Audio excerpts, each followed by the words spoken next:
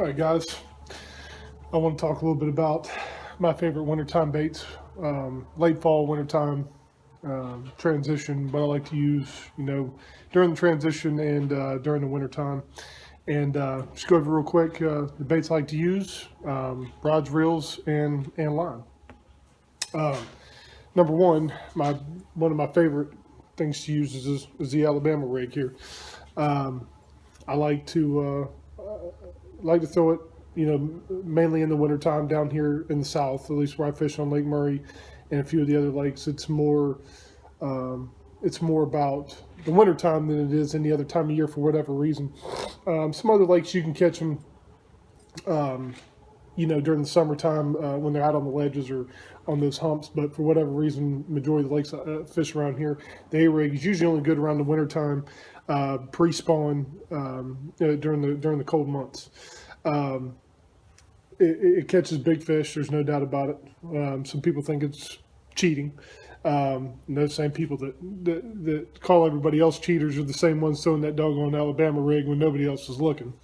But most of the tournament trails I fish, circuits I fish, are getting away from the A-rig. And now, even the ones that you can use, you can only have 3 hooks. So this is more of a fun bait for me.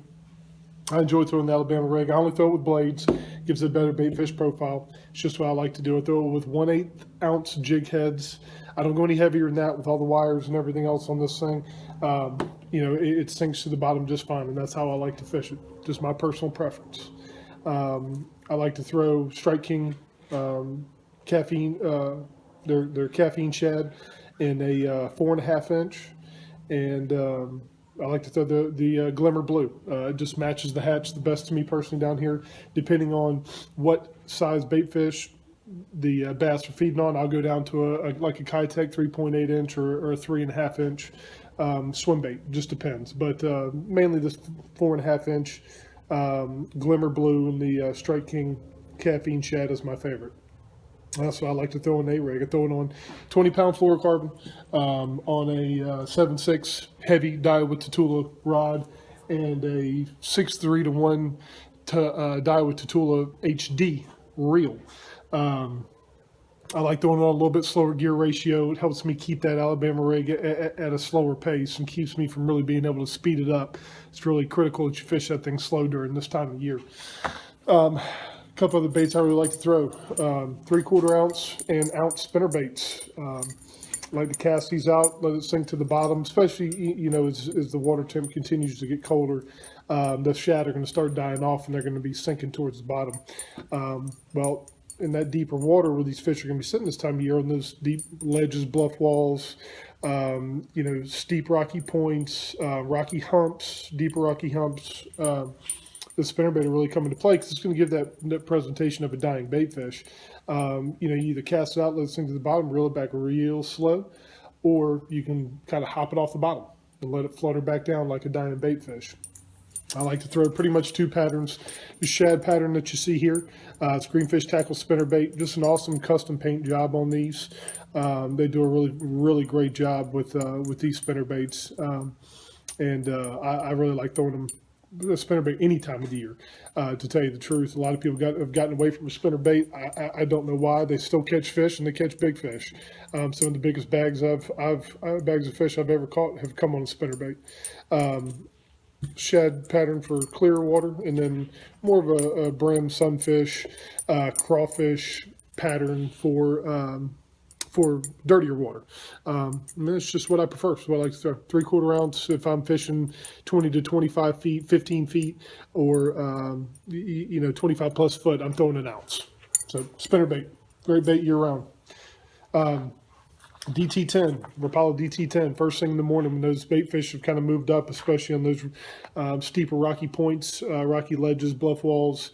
I'll break out a DT10 in a shad pattern or a crawdad pattern. Another great bait, just something you can get down in there when those fish are active first thing in the morning. Bounce it off those rocks and get a reaction strike. Really like throwing the DT10. Again, first thing in the morning mostly. If I'm searching for fish, especially on rock, anything I can bounce this thing off of during this time of the year, that's what I'm throwing. I'm throwing it on a Daiwa Tatula crank and reel, 5:4 to 1 gear ratio on a Daiwa Tatula glass cranking rod, either 7 foot or 7'2".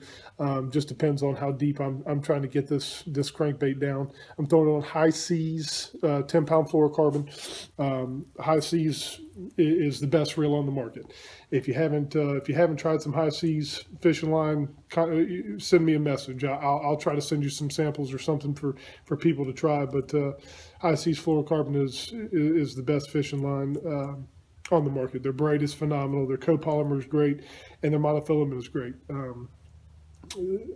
I really just would put that line up against anybody else's, especially their fluorocarbon. Just from an abrasion standpoint, from a durability standpoint, and from a visual standpoint under the water. High Seas fishing line is awesome. So 10-pound fluorocarbon High Seas on my crankbaits, and on my spinnerbaits, I'm using 15-pound High Seas fluorocarbon with 7-foot medium heavy Daiwa Tatula rod and a 6:3 to 1 Daiwa Tatula gear ratio reel. Again, trying to keep, especially this time of year, wanting to slow roll that spinnerbait, or again, hop it off the bottom. Another bait I like to throw this time of year is a jerkbait. This happens to be a Mega Bass 110 Junior. It's kind of in a sexy shad pattern. I like throwing a smaller bait when they're feeding on smaller bait fish, obviously. This jerkbait does rise just a bit, so I'm fishing this mostly in shallow water. I like a Mega Bass jerkbait. Their action is really good, and I just like the profile of it. I have a little more confidence in a Mega Bass jerkbait. The other jerkbait I'll throw, especially in deeper water, is Rapala Shadow Wrap. Rapala really did an awesome job in the design, and especially with that slow sinking feature of this jerkbait, really makes it a very attractive to the fish. The Shadow Wrap is with that slow sink really does something that those other jerkbaits on the market don't do, and it's very important, especially in deeper water. And again, with the shad, fixing to start dying off with that colder water, it's going to be crucial that you have a bait that gives that slow sinking action like a dying bait fish. It's an easy meal to a bass, and they're going to come up and hammer it. I like to throw this on a 6'8" or 6'9" medium Daiwa Tatula reel with a 6:3 to 1 Daiwa Tatula gear ratio reel. I prefer it. Again, on a jerkbait, I try not to be in a hurry. Got to slow things down, especially this time of year. I try to slow everything down. Got to slow everything down. A few other baits I like to throw. Jig. Jig is probably my favorite bait to throw year round. Greenfish tackles, crawball, jig. I usually throw 3/8 or ½ ounce. That's what I prefer to throw. You see, most of the time I'm throwing this in this brown craw color. It's one of my favorite colors to throw. The other color I like to throw in clear water is green pumpkin. I keep it real simple with my jigs. I don't overcomplicate it. Brown craw, green pumpkin for clear water is pretty much what I throw exclusively. This is their football head, and this is their HD skipping jig, best skipping jig on the market. I'd like to think I was a pretty good skipper of the jig, but I fish a lot of docks. I really like fishing docks. And Greenfish Tackle skipping jig is the easiest skipping jig there is on the market. If you have trouble skipping docks, you got to try one of these jigs, because I'm telling you, it'll change your mentality about skipping if it's frustrating, and it can be. It takes a while to really perfect it, and I don't think there's ever really a way to perfect it unless you're Andy Montgomery. But these HD skipping jigs certainly make it a lot easier to get those jigs up under those areas of the docks or boats that other anglers can't get to, where those fish are sitting, especially in high pressure situations. Makes a tremendous difference. Dirty water, I like to throw black and blue. That's simple. I don't really get into any crazy colors or anything else. I throw a black and blue jig, and I'll throw a jig year round. If I'm not skipping docks, I'm throwing it on ledges, bluff walls, again, steep rocky points this time of year, rocky humps. you know, if those fish especially are on the bottom. Crawfish spawn has been going on here, especially with this unseasonably warm weather. It's kind of extended that crawfish spawn a little bit. It seems like every other fish we're catching they're spitting up crawfish. So you need to have a jig tied on, which I do. I usually have 2 or 3 of them this time of year tied on at all times, pretty much from now through all the way through the spring. I'll have 2 or 3 jigs on the deck of my boat. I typically use a Strike King Rage Bug as my trailer. I absolutely love this Rage Bug from Strike King. I mean, just awesome. It's a little bit newer. You know, most people are familiar with the Rage Crawl. This Rage Bug is awesome for flipping, jig of a trailer.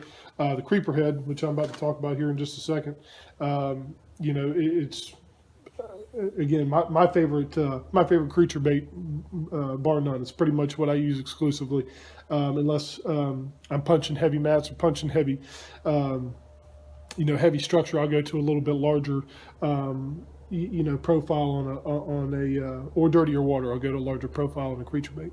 Anyway, Creeper Head is another one like this time of year. Talked about the Creeper Head. It's got the HD skip and jig, similar head.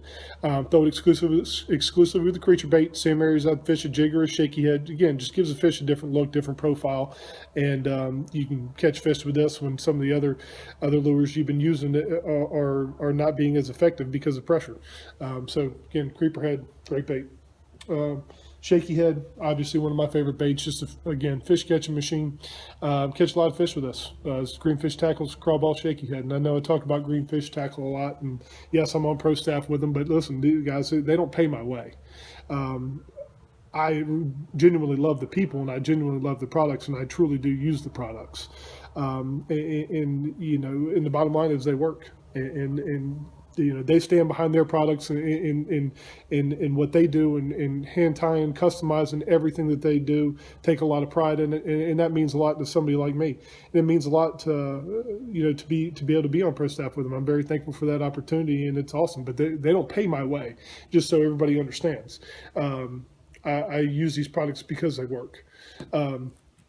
So again, you know, talked a lot about the crawball shaky head, and pretty much use a trick worm this time of year exclusively. For whatever reason, these fish down here really like that egg shape on the trick worm, and you know, again, depending on wind and depth, I'm fishing either a 1/4 or 3/8 ounce, or sometimes up to a 3/4 ounce, but mostly a 1/2 ounce on the shaky head.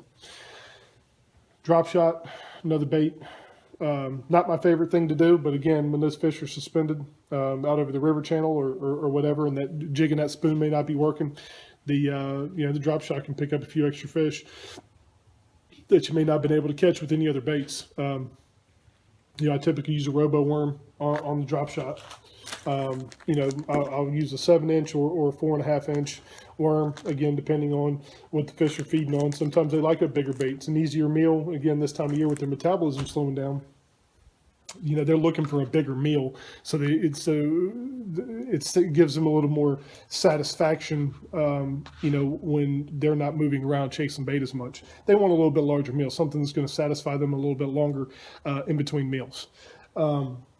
So a couple other things. Now on the jig, I'm throwing the jig on a 7.3 medium heavy or 7.4 heavy, depending on cover and depth. Daiwa Tatula rod, fast tip. Want a good fast tip on it. I'm usually fishing on a 7.3 or an 8:1 Daiwa Tatula gear ratio. That's what I'm pretty much exclusively fishing a jig with. You know, you got to have enough backbone to get those fish, you know, through structure, down from, you know, 20 plus feet. You know, and that's why I like that 7.3 or 7.4 medium heavy or heavy fast tip rod. Using 15 to 20 pound high seas fluorocarbon. Definitely need a good strong line. Again, when you're fishing that rock or that structure, docks, you know, skipping docks, you want a good tough line. I mean, you're going to get a lot of line abrasion. You're bouncing it off wood, boats, rocks, especially if you're if you're not the best skipper and you're working on your skipping game.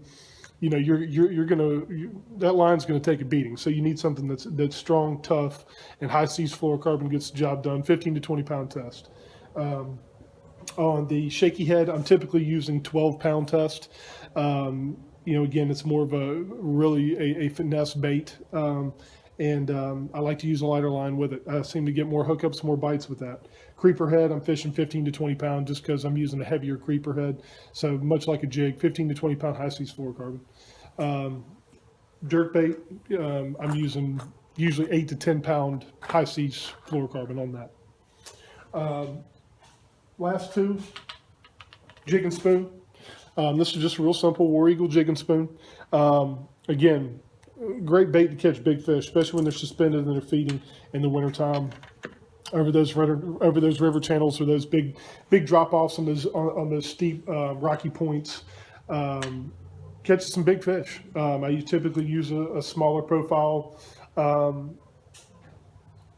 jig and spoon this time of year. And again, you know, with those bait fish dying off, that's what those fish are doing. They're sitting out suspended or possibly even on the bottom or just off the bottom, waiting for that easy meal to float right down into their mouth.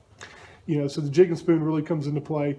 I don't get much bigger than a half or a 3/4 ounce, just because I want to be able to control the fall. I don't want that jig and spoon barreling to the bottom, because it's not going to give a real true look of a dying shad. They don't barrel to the bottom; they slowly fall to the bottom. So you got to give that same look really in order to get those bites. You can't just drop the jig and spoon down there and just let it fall all the way to the bottom, expect to catch fish. You got to give this fish, something that imitates that dying bait fish. So you got to let it slow fall. You don't need to jig the rod, over your freaking head and try to, jig the spoon from 30 feet to 15 feet. You're only jigging about 4 or 5 foot off the bottom, or at the depth those fish are at. So there's no need to get crazy or wild with it. You see some of those guys with those big Gene Parker Magnum spoons, getting crazy with it. Well, again, it's a much larger spoon. You don't need to do that with something like this. They have to do that just to move it 4 or 5 feet because it's like jigging a tennis shoe. Again, great bait this time of year. Don't need a huge jigging spoon. You want something that's going to, again, match that profile of those shad. I fish it on a 7.6 heavy Daiwa Tatula rod with a 731 Daiwa Tatula Type HD reel, and high seas 20-pound fluorocarbon. Got to have a good strong line to get those fish from down deep, especially too when you're down there where all those striper and sometimes an occasional catfish are, and you hook into a big one. You want to be able to get it up and get it into the boat, so you're not losing your spoon. Another thing I like to throw is that fish head spin, horse head spin, whatever you want to call it. I like to use smaller swim bait. I got a 3.8-inch Kitech swim bait on the back of this. And again, I'm fishing a lot like a spinnerbait. This is when it gets real extreme from a finesse standpoint. It's when the crankbait's not working, spinnerbait's not working, A-rig's not working, and I'm not really wanting to fish it real slow. If the water, once the water temp gets below 50, this fish head spin really comes into play for whatever reason. And again, it's just something new, something different that the fish haven't seen a whole lot of over the years. Gives just a different look. As everybody knows, Casey Ashley won the Bassmaster Classic with that thing earlier this year, so I obviously know that it works. But I like to throw it in the same areas that I'm throwing, the A-rig, spinnerbait, crankbait, jerkbait. I cast it out, let it sink to the bottom, slow roll it. Sometimes I'll bump it off the bottom or jig it off the bottom, and let it kind of flutter down like a dying bait fish. Again, just something different profile. And for whatever reason, when it's really tough, that fish head spin, typically can catch fish when other baits won't. Even more so than a jerkbait. I've come to like that fish head spin even more than a jerkbait during the wintertime. A lot of people swear by a jerkbait, and I like a jerkbait. Not a huge fan myself personally. It's just because it's just not my thing.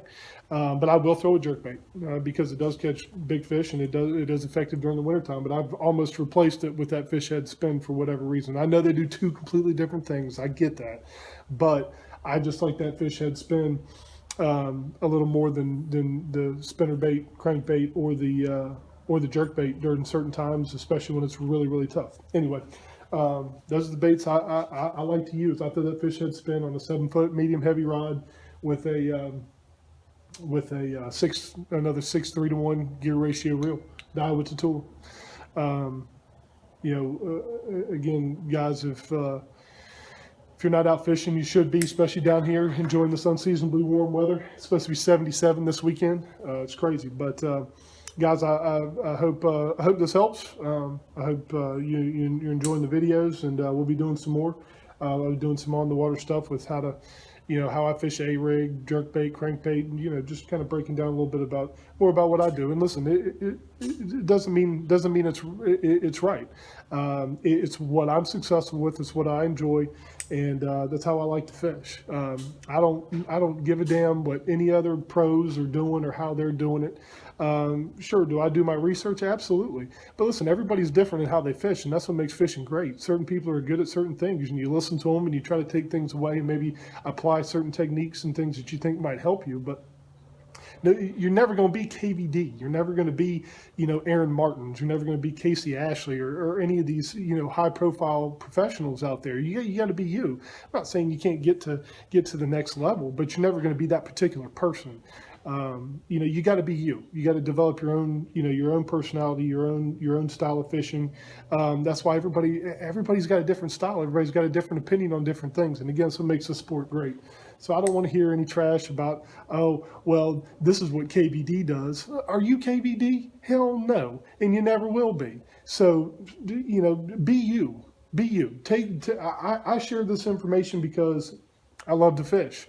And I want other people to get involved in fishing and learn how to fish and catch fish too. It's frustrating to go down the lake and I spent a lot of years trying to figure it out and being frustrated and not catching fish. So I like to share things. I want people to go out and share pictures of fish, share videos, and enjoy this sport. I want this sport to continue to grow. So that's why I do this. I want to share what insight that I have, and maybe give a different perspective, and maybe give somebody something to try that they've never tried before. Anyway, that's my rant, and I just love the sport. And I want everybody to be themselves. Be yourself. Develop your own personality. Don't worry about what everybody else is doing. Take what you can take from those that are better than you. Surround yourself with more successful people than you, and try to get better. But be you. Be yourself. Anyways. So guys, hope you enjoyed the video. Be throwing a few more things out there. Go on Facebook, Instagram, like Matt Mollahan Fishing. Subscribe to my YouTube channel at Matt Mollahan Fishing, and yeah, get out on the water. Enjoy the lake. Enjoy the holidays. We'll talk soon.